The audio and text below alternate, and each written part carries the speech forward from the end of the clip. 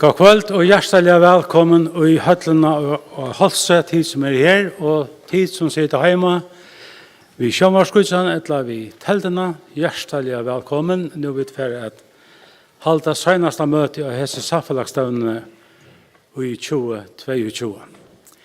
Vi begynner ved å høre sangkåret Sintja, til å synge sangen Hot møte fjøtlen. Søvann at Bente Haberg Jakobsen sala gjør det leie, og settene sette Simon Absalonsen år til leie. Hot møte fjøtlen. Vi tar nå av Sintja Fela, og det er en kjenter, velkjente sanger som Victor Danielsen tuttet til først. Søvåna simer om Jesus, året at hjertet man før. Det er nummer 1098 og i nødvendig sangbok. Og vi får bedre man synes vel vi.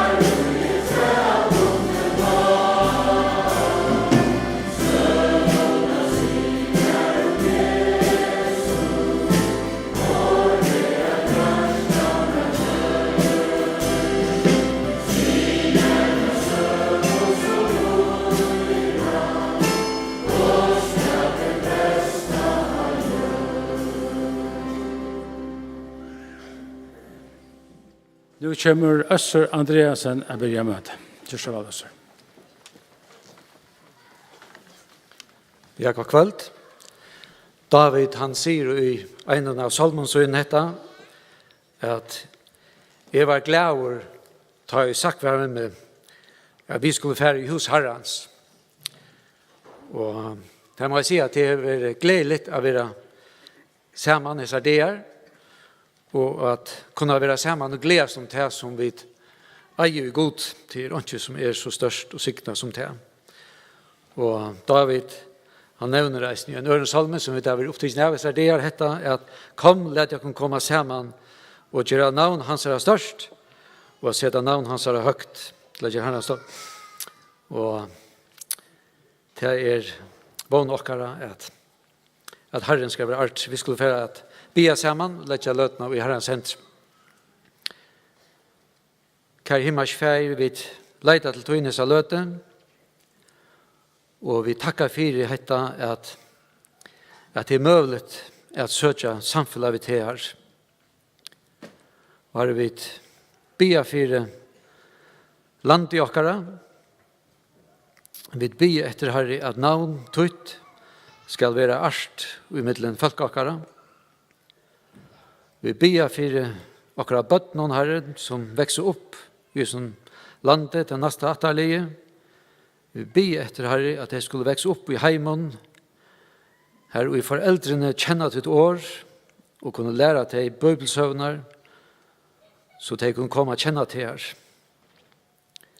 Vi husker om det her som en av dere gamle kyrkjefedren sette, etter at God vi var skapt at høre til her til, og gjørster dere være frileis inntil vi finner frihet her. Og grunnen til at vi har et møte eisen tog hette, vi har så samfunnsene at et liv utan te, utan vogn, om det et evet liv hjemme til her, til et fatak liv og et liv i leir til fortaping. Og jeg tog be vet etter her at du vil sikne et møte, og at du vil gjøre timen som skulle bli årtøyt fram, år fra her, og vi gledes om dette at du er en verleidje, vi gledes om at årtøyt er sannleidje, vi ber etter her at du vil tale til dere i kveld, vi anda og kraft, og vi ber etter her at mennesker skulle komme og møte til her. Vi ber deg om å takke deg for alt, og i Jesu navn. Amen.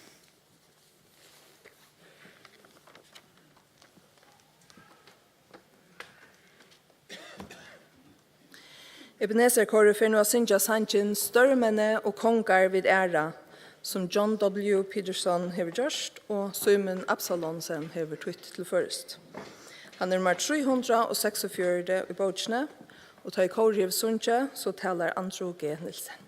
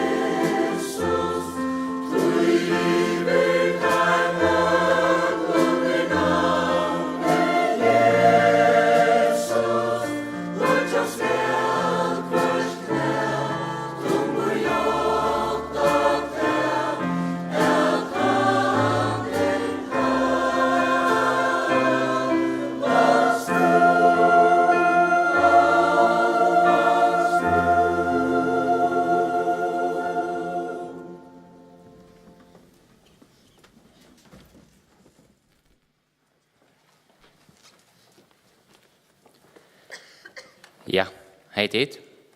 God kväll. Det är ordentligt gott att kunna vara i kväll och till vara ett fantastiskt vikskifte. Jag vill samman här av samflagsstövne och kunna prisa gode samman.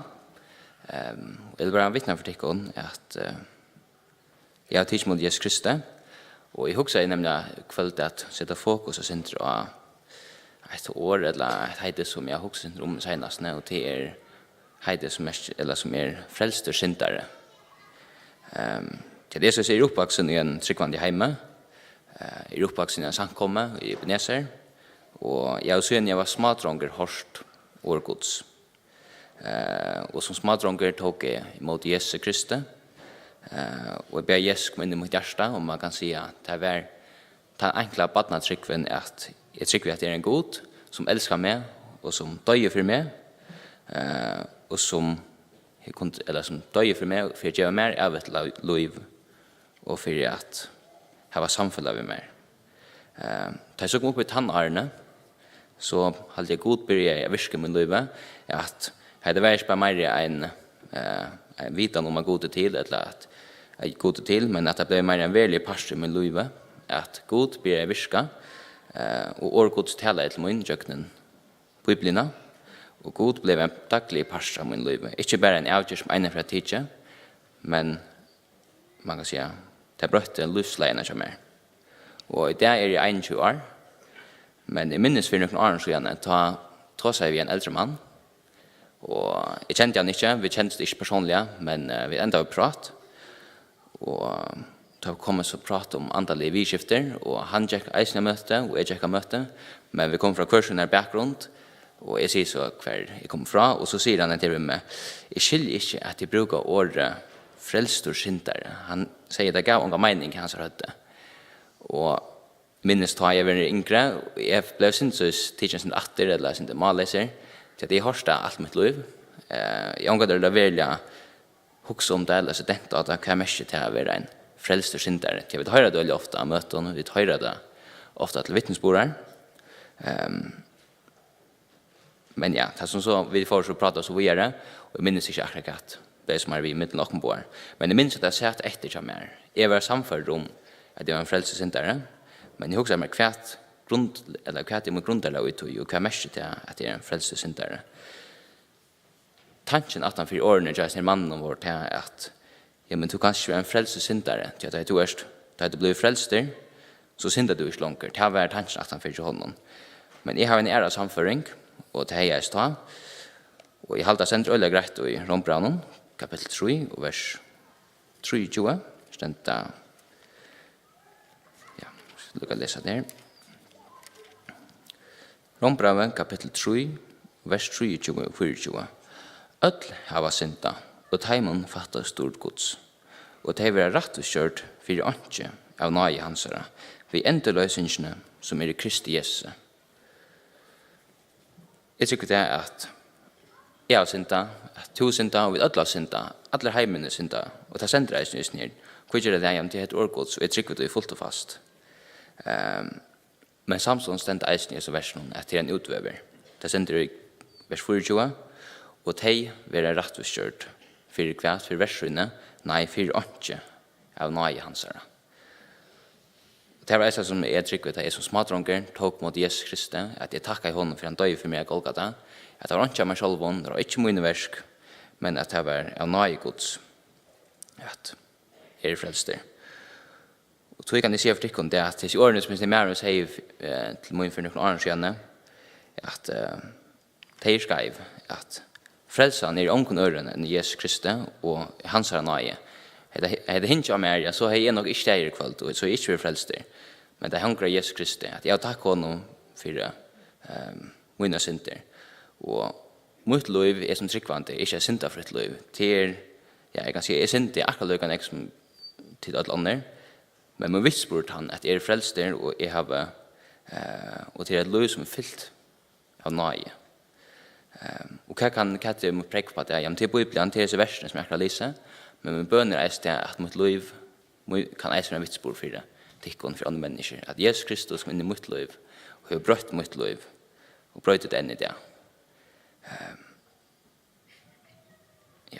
och det som jag alltid är att det är akkurat det som är essensen av det att det är grundläge och i ödlån. Att det är inte, årgods är inte baserat på mig och min versk, men det är baserat på årgods och på att han dör för mig Golgata. Och det är bara nöje. Ja. Och så också jag lyckas läsa i Efesos kapitel 1.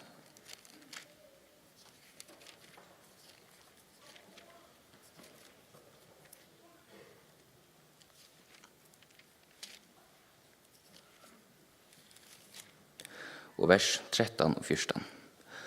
I honom har eisen tid, da dit hørt år sannleggans evangelia om frelsotikkara, ja, i honom har eisen tid, da tid var kommet til skikk, finnes innsikle hele andan, som lova ver, han som er panteren om arvokkara, at oknar folk hansara skal være endeløst, dårlig hansara til prus.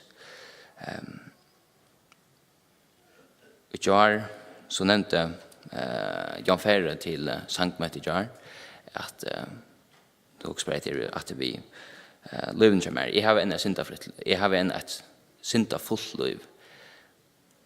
Men månen av at vi er frelster, eller at han tidsmål Jesus Kristi og ikke være syndaf, og at en henger syndene til det at nå handler det ikke om meg, nå handler det om hva det er godgjort for meg. Og Jan sier jo at om du strøyes ved synd, det er en av de beste myndene på at god er inn til liv, eller god kallar det til. Det tar det ved at du sars hva det at du er en person som har bruk for gode. Og min spørning er litt under kvalitet som sitter. Har du sett dine støve, har du sett dine synd, og har du sett hvor store god er. Framfor god er vi ødel akkurat lykke. Jeg vet ødel akkurat lykke. Framfor god er vi ødel det er sik. Det ble stiget fram av ungdomsmøtet i jar at vi ødel har skulderbrav, og til skulderbravet det er ikke noe som vi selv vil klare å betale. Det er bare Jesus Kristus som kan betale det, og det har betalt gjennom Golgata. Så at jeg bare vittner for tikkene at jeg er en frelsesyndere, og at jeg kan stande der framfor tikkene og vittne, ikke av min egen styrke, men av Guds styrke. Amen.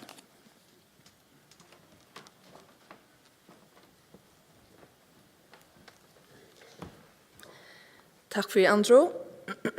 Lad dere nå reisast, og i fela sinja sangen lus hela vissa, Jesus er min. Han er nummer 525.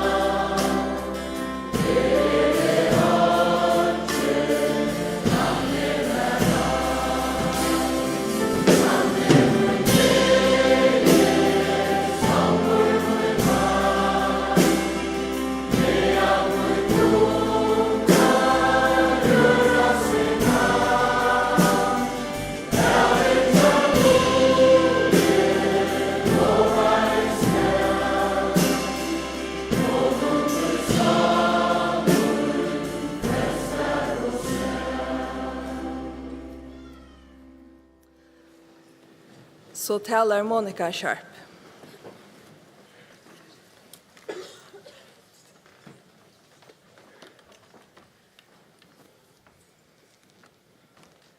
God kveld. Deilt av her.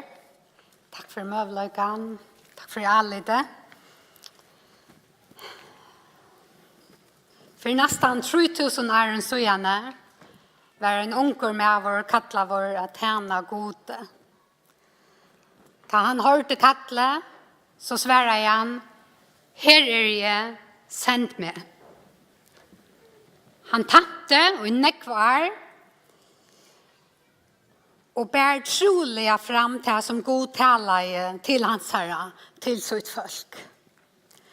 Tøyener, han tappte og var ringar, følge, var oløye og gjekkmøter undergengt. Isaias, som profeteren visste fra første dag at det for å være hans herre tjeneste, at tala til folk som ikke får lust etter ham.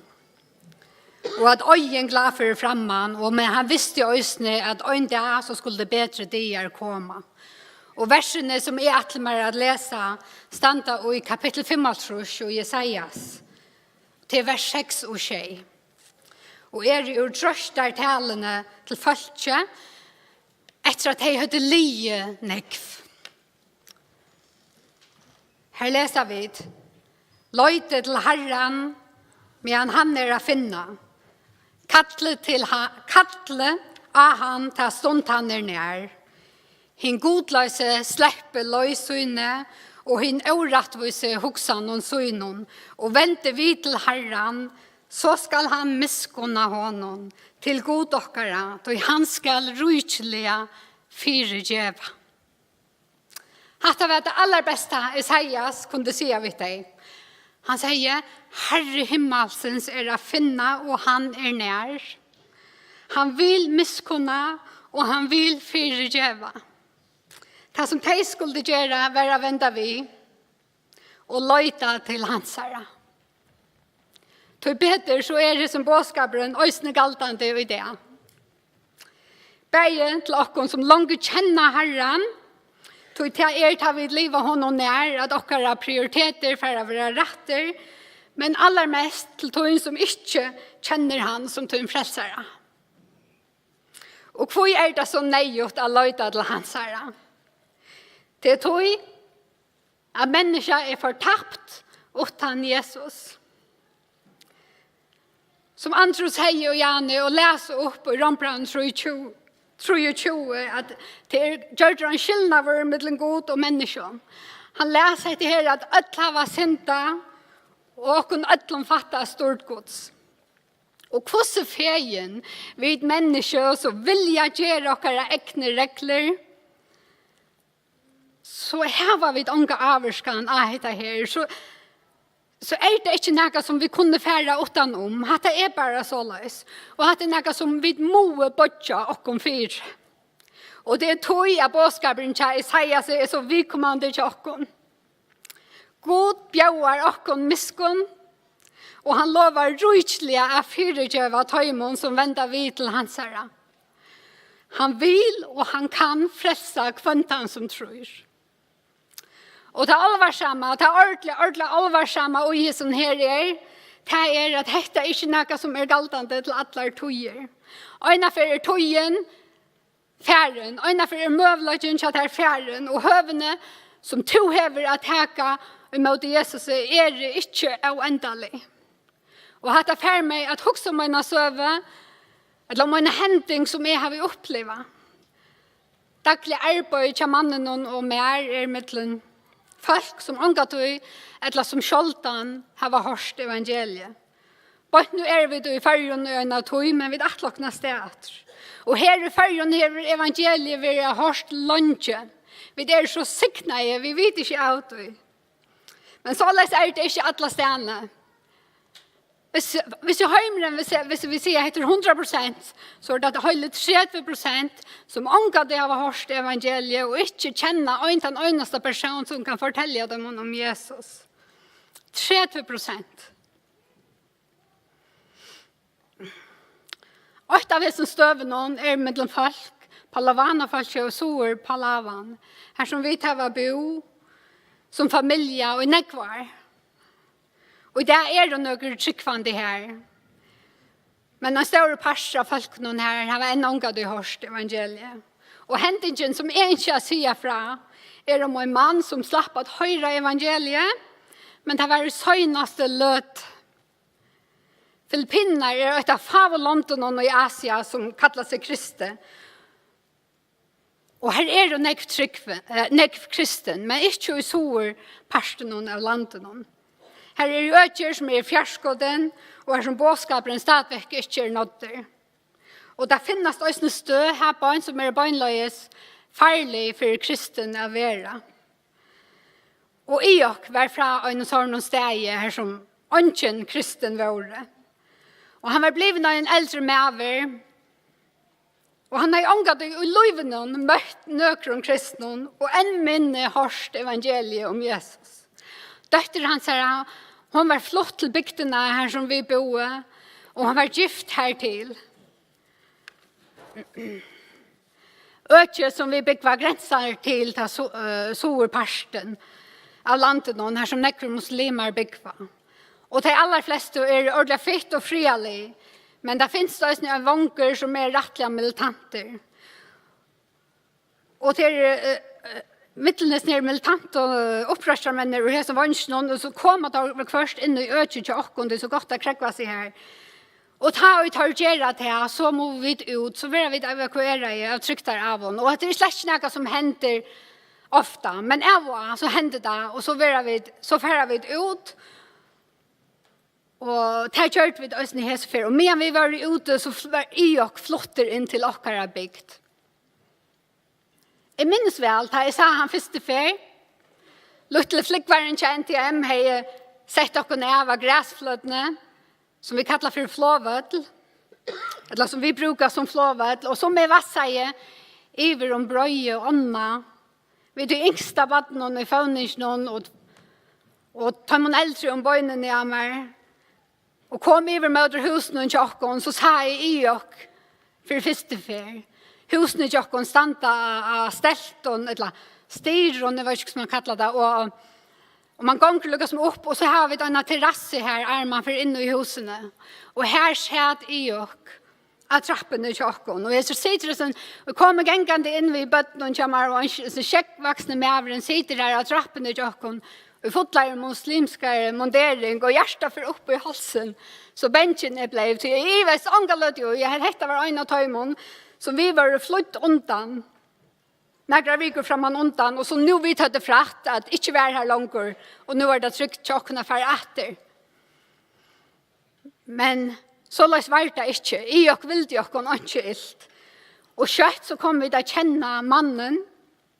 Han bor bort vid söjorna och tjockon.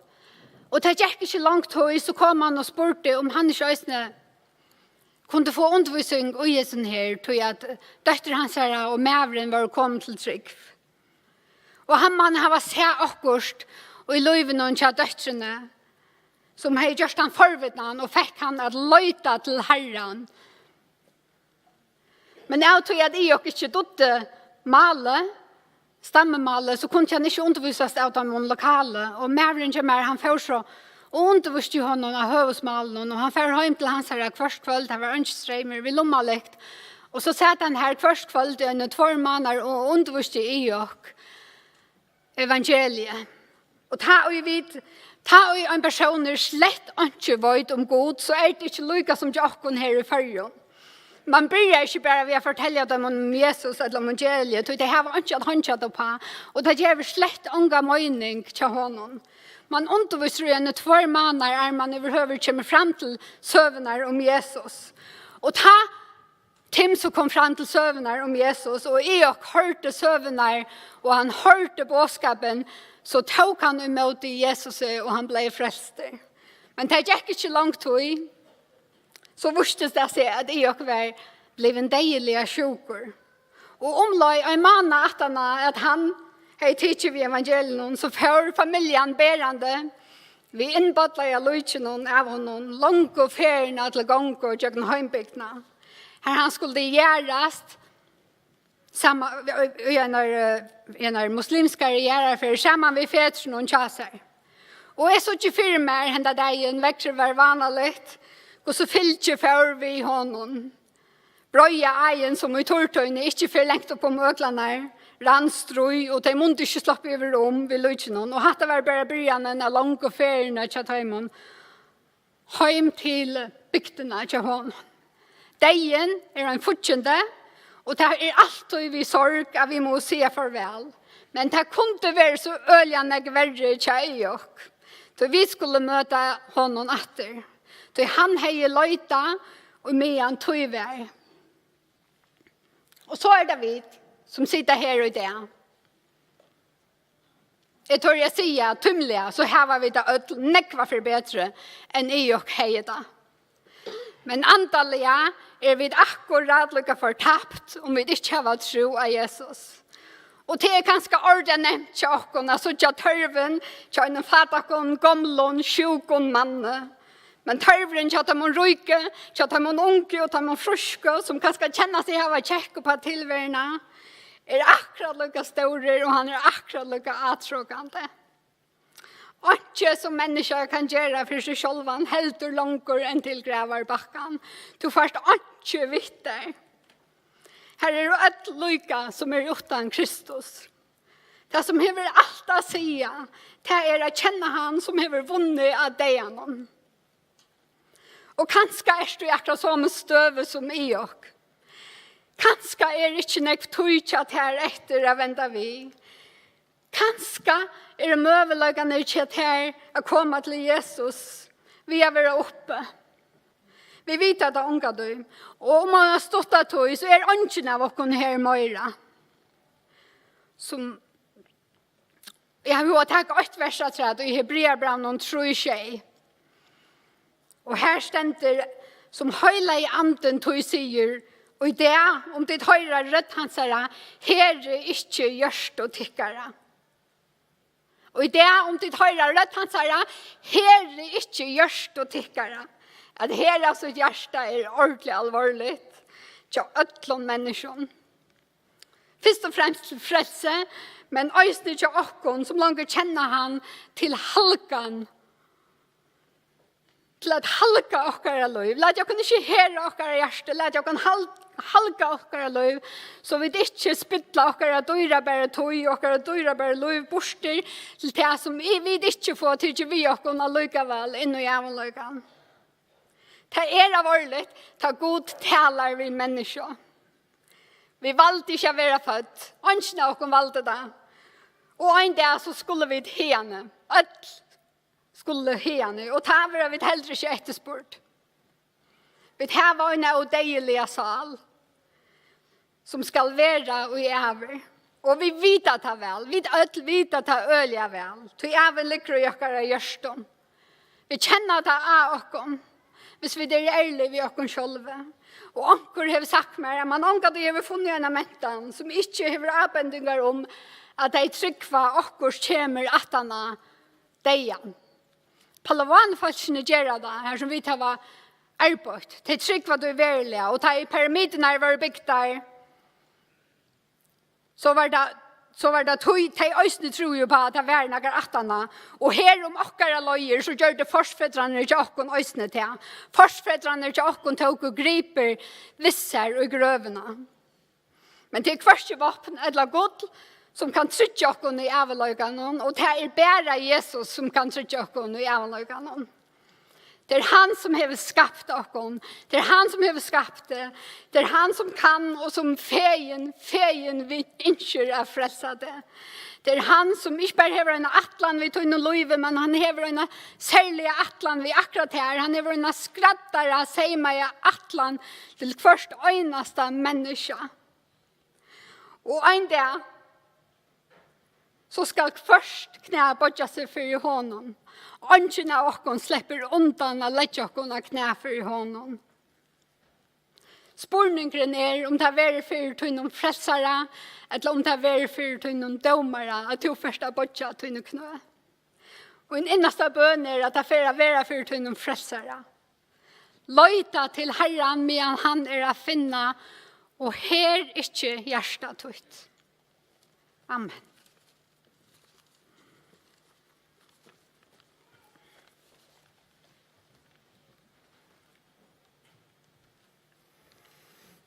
Takk for det, Monica. Jeg stand her ved en bøkhåndene, tid som ikke sørger med, så er dette sangbøkken som vi nøyta i samkomne. Nøyta sangbøk Guds folk, og et savn av Gripon 1504 sanger, og okkar egna mauemal. Til jeg skulle velge en sang ut av samfellagstavene, er ikke så lagt. La meg si at jeg på en vei. Og men kan vi ivast, vær hetta den rette, eller valde vi den rette. Og hva sier så dette? Vi har valgt en sangekveld som er så veldig travet, det som Monica grøyde fra. Dette kunne være vitsporen i ok. Han er så bøynretten just det som Monica har sagt. Tjonene Bill og Gloria Gater har skrivet, og Halgor Miberg og Eion Jakobsen har gjort høyinsna. God sendte sånn Herre Jesus til okkara vi kærleks hånd. Min Jesus liver, sier han så. Og så sier han i øren, eller 17 versen, nå skjøtt en det er i heima. Som i okkur er. Lad dere synge nummer 126 sammen. Min godsendte sånn Herren Jesus. 126.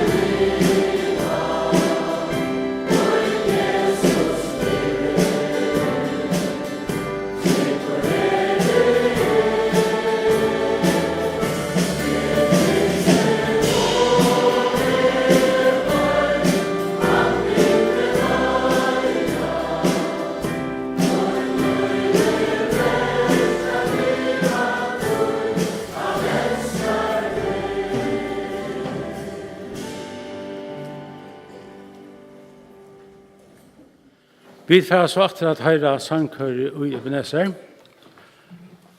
De fleste kanskje vet at men la meg si at det er Jens Christian Gottesen som støtner køren, og vi gjør det i mange år. I kveld til vi gjør oss av alle være kapellmester i Læren, og han er savnet et li av ungen, fitton, mannen at spille under. Takk for det at det spiller undersøkning til, og medtelig godt og vanligt. Vi får høre køren Sinja, og til etter en av tøying til Hallgrim Bimberg. Sanjen skriver jeg Dottie Rambo og Jimmy Davis. Jeg kjenner hendene så mildt med nema, så trygt å løye med og rette ved.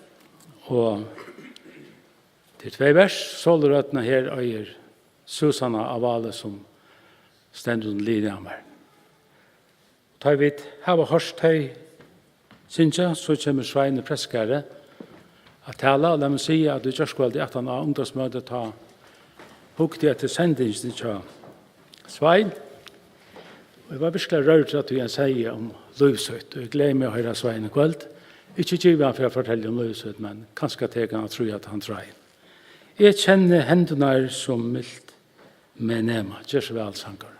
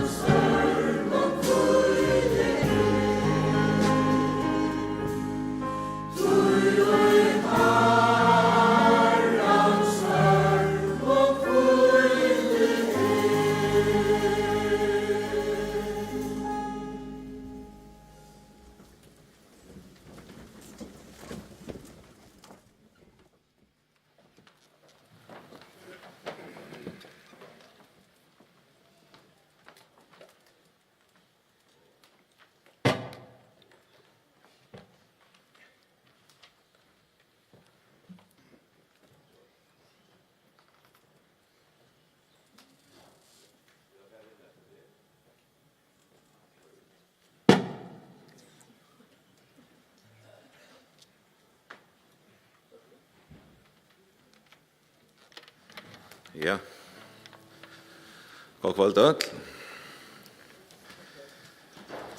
Ja, jeg får største synge en sang. Alexander var en jeg kjente av mine vittnesbord, men jeg hadde ikke fått det så nok tog. Men jeg kan jo si at jeg kjenner til å være av bottene, og jeg kjenner til hva det at møte Jesus, og hvordan han møter åkken mennesker. Et vers som trav i iveskriftene og jeg synes Johannes 3, 30, og det mot innskje i kveld. Her stender at han skal vaksa, og jeg skal minka. Jeg skal prøve å synge sannsjon og vertor, nettopp for å understryke til og vise av hvor vi har og ned for mennesker.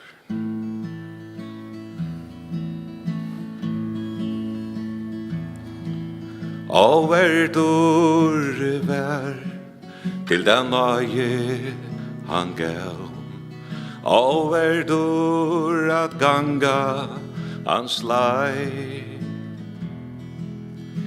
Undrist ein kongur kom til mun ein træl, dan gerleike fæta ganai. O verdur,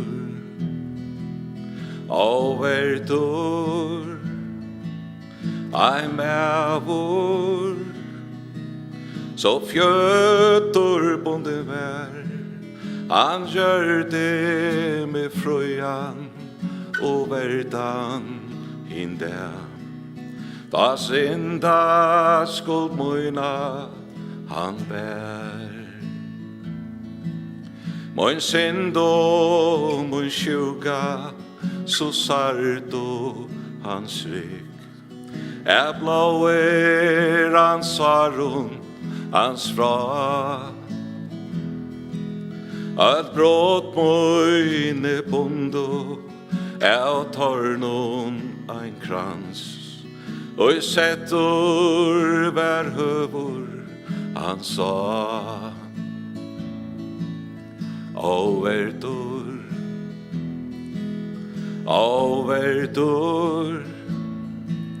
ein mævur, som fjötur bonden vær, han gjør det med frøyan og verdan hinde. Da synda skuld møyna han bær.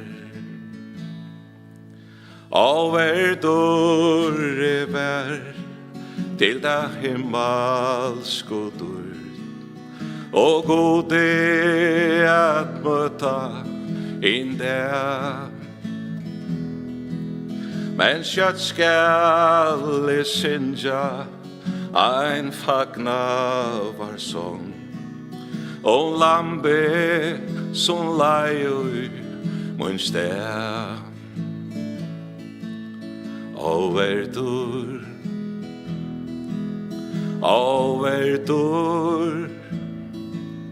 ein mævur, som fjötur bonden vær, han gjør det med frøyan og verdan hinde.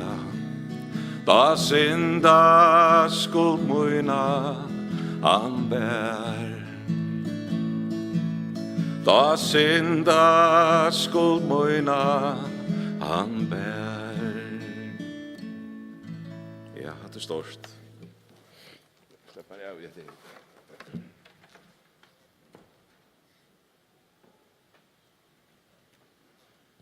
Ja. Dette en veldig sanger som jeg kjenner så godt i. Jeg husker at nevna at nå er kommet til en avgjørerløte, og jeg enda noen av disse samfunnsstøvn. Evangeliet greit båret fram, gjennom alt vikeskifte og part av vikene, og nu løtan. Jeg ætlar bare nevna hva jeg møter og det daglige, og ofta møter jeg hver folk røyna at pynta opp av seg sjølve, og så håpa at Herren godteker til han. Jeg vil si at jeg her i kvöld at det at sette anlitt av seg sjølve. Og så var andre grunn til at Jesus kom og hendan heim, hvis og frelsan, eller himmelen, arvalotron her, dreier ikke om te og meg som mennesker. Tann og tror av sånn hever evet liv. Hatt motsatt av at tryggva av seg sjølva. Og tog det tann ved og færre at hitja i kvöld. Hikk lamp gods som teker bort synd heimsins, peikar Johannes A til samtøy, søgna med Jesus som gangant.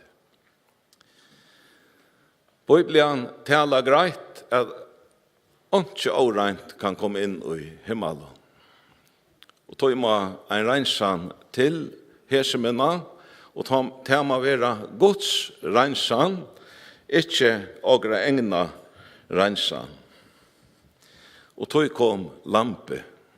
Tog Jesus Kristus frelsare heimsins, som einaste som føre for at heka bortor synd, tøyna og møyna.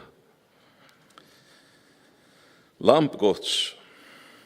Ta ikke trygg var han, så hendte det. Og hvordan kan det hente, og på hente maten kunne du spyrja. Esaias har vært nevnt i kvalt, og jeg skal eisene sitere han, hver han hever heilsanna til samtøy søyna, og eisene okra her i kvalt, tog Jesus Kristus langt i hovere av Golgata krosset, og gjørst en evig reinsan, ena for allar, for kvantan som tror.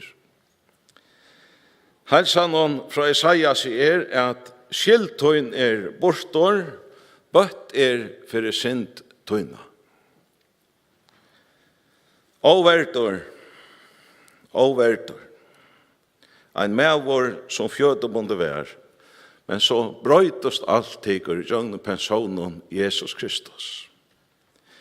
Han gjør det med verdan og frujan hindea, ta og i han syndaskuld møyna bær. Tøy kan jeg stand her.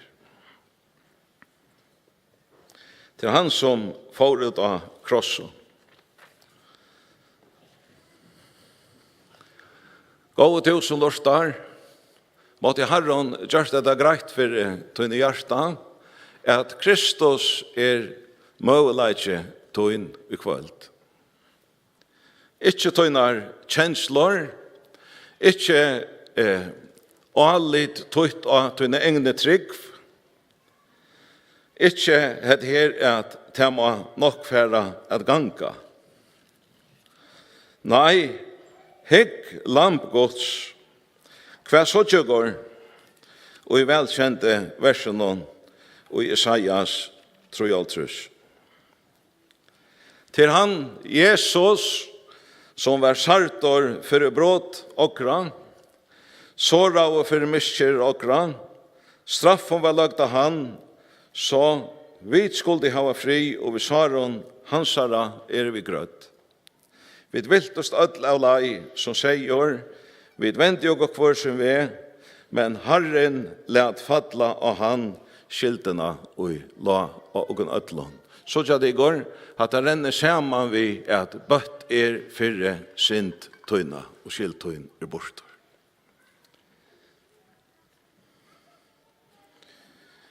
Jeg vet ikke hver du stadtor eller støtt. Men og eia lyfte at her som Herren, her og samlast, og i navn i Herrans, han midt i middelen. Og eia eisene og vita av rønton at Herren arbeider og innvortos menneska og eisen i kvöld. Det hände nog mera innanför ett hjärta till hår som ingen annars ser utan god än åker vita her. Ger det nu till rajar? Onkel säger kanske till ingen vån för mer. Onkel säger kanske jag har inte bruk för det herran. Jag ska ordna det själv.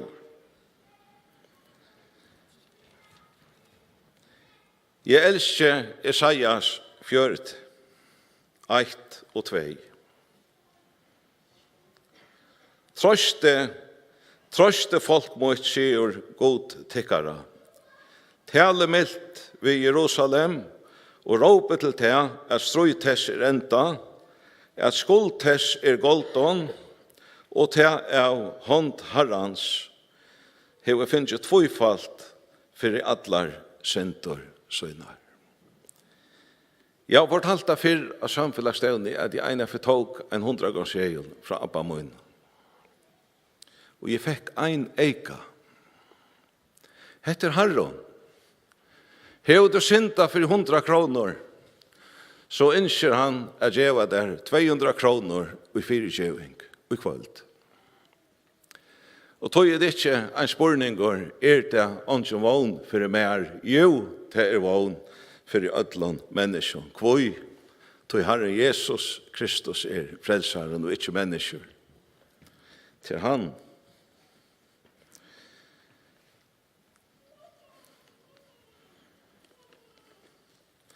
Jeg så ikke bare 2 ting og også gjøre som mennesker, resten gjørt.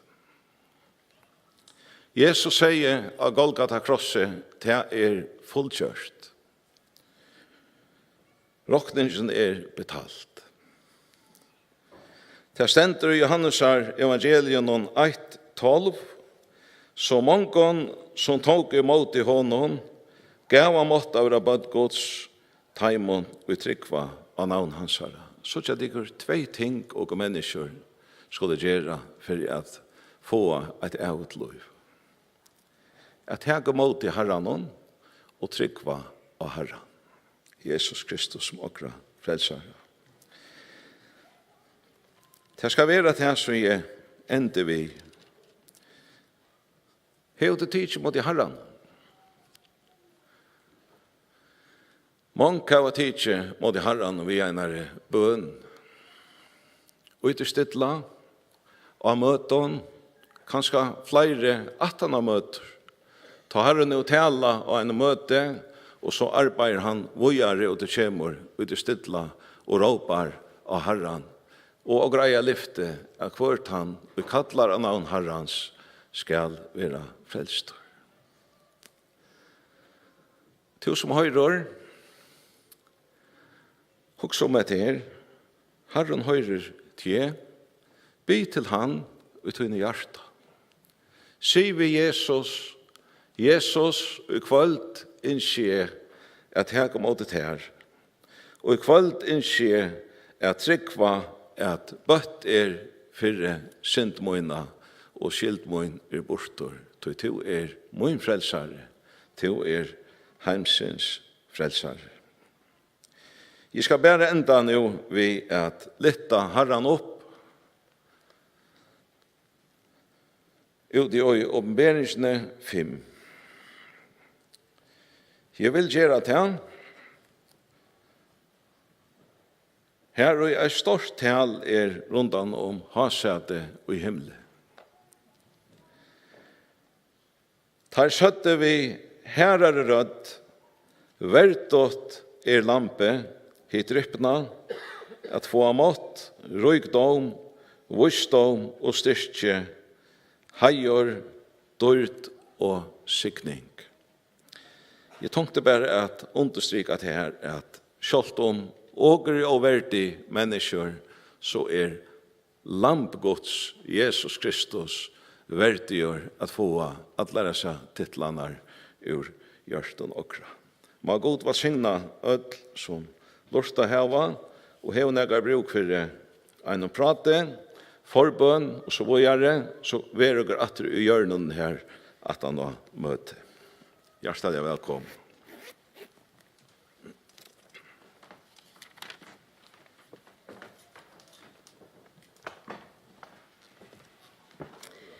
Takk for Svein. Takk for bare sang og en god bådskap. Vi får atra Sintje Fela. En sang om just dette som er vært sånn jeg fremme i kveld. En av tog er levd i myskre utan stavnhalt med et mål. Men så hørte jeg Herren at tala og ta luste og vann munna sal. Måtte det være så løs i kveld. Det er jokken Sintje Fela nummer 536.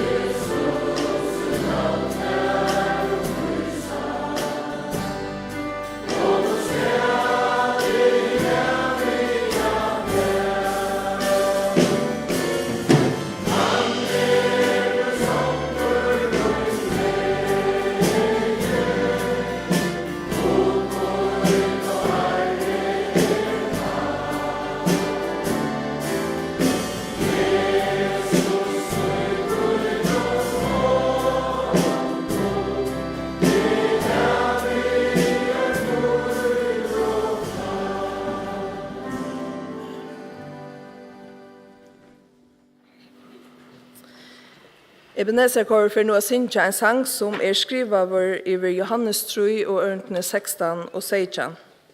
Sangeren er det god med elsker og ørentene sier så leis, det så velkjent. Tog så elsker jeg god heimen at han gav sånn synden einborna, for jeg kvørt han og tror at han skal ikke fortepast, men hava evet liv. Ikke sende god sånn synd i heimen, for at han skal døme heimen, men for at heimeren skal være frelster vid honom. Det er Dick og Melody Tanni som har skrivet sangen og møtt av fløten av tøyta. Og ta i kåre og sjunge, så kommer Rikard Svarsson et enda.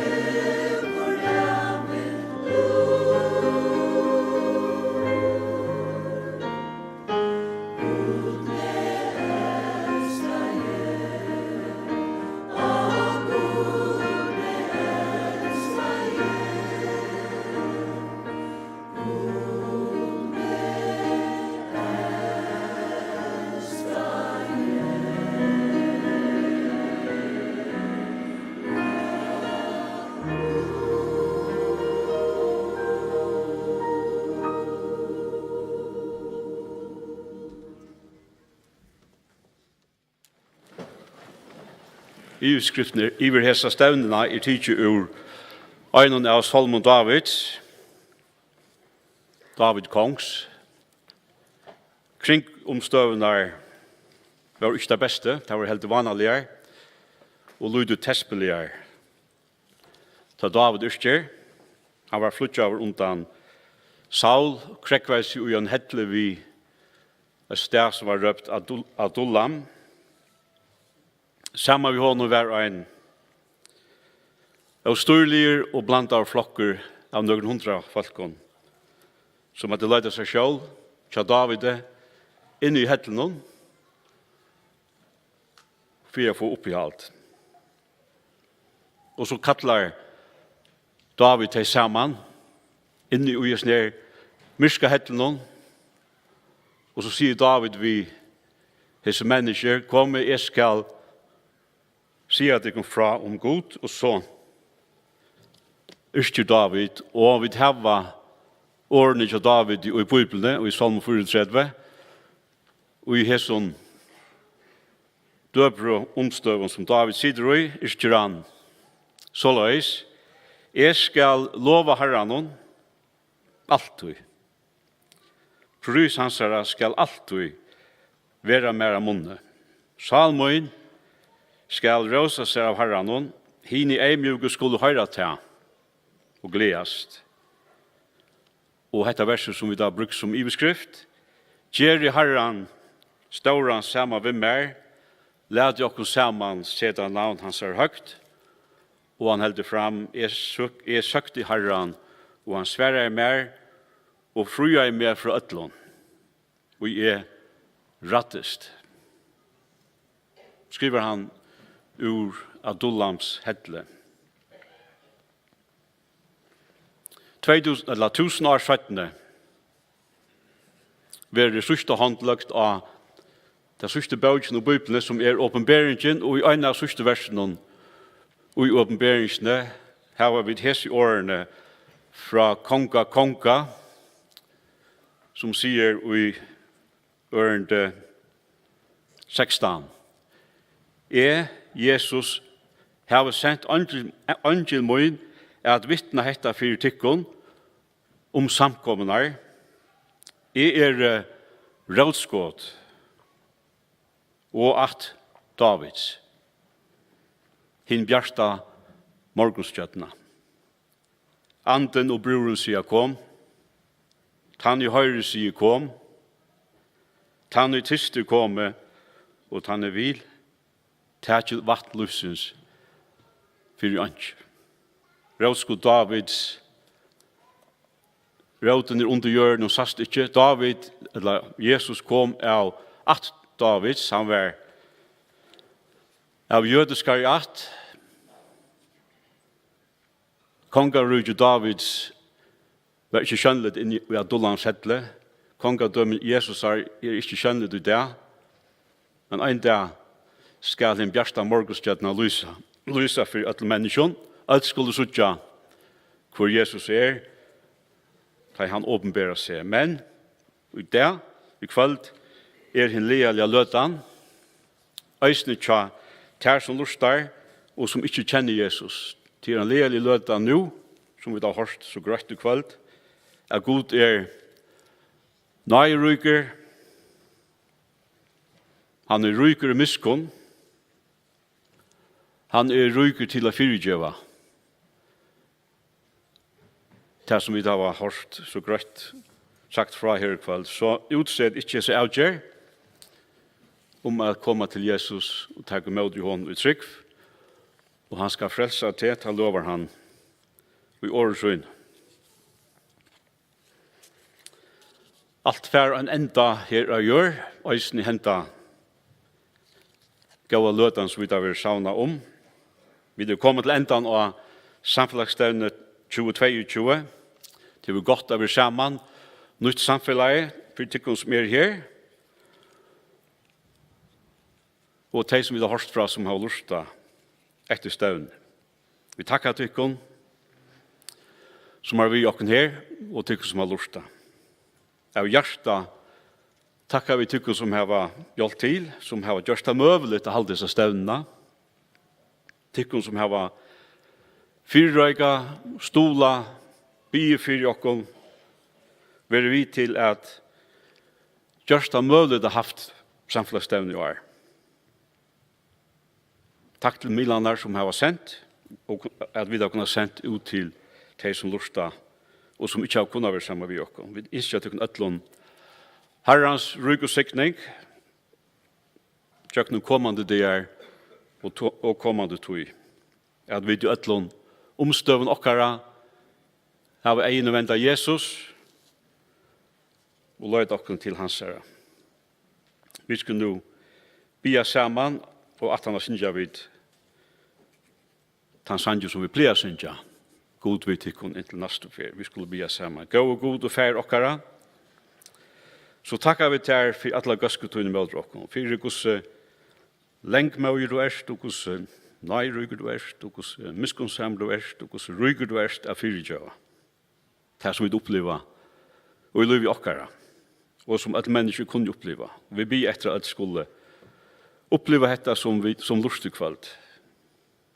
Vi ber at det være og varvøyda tjå okkara, at vi som tjå kunne lytta navn trygt høgt i middel okkara.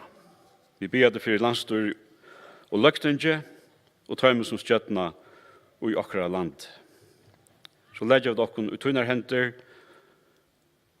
og sier det takk og Jesu navn. Amen. Så synes jeg vi nummer 1503. Amen.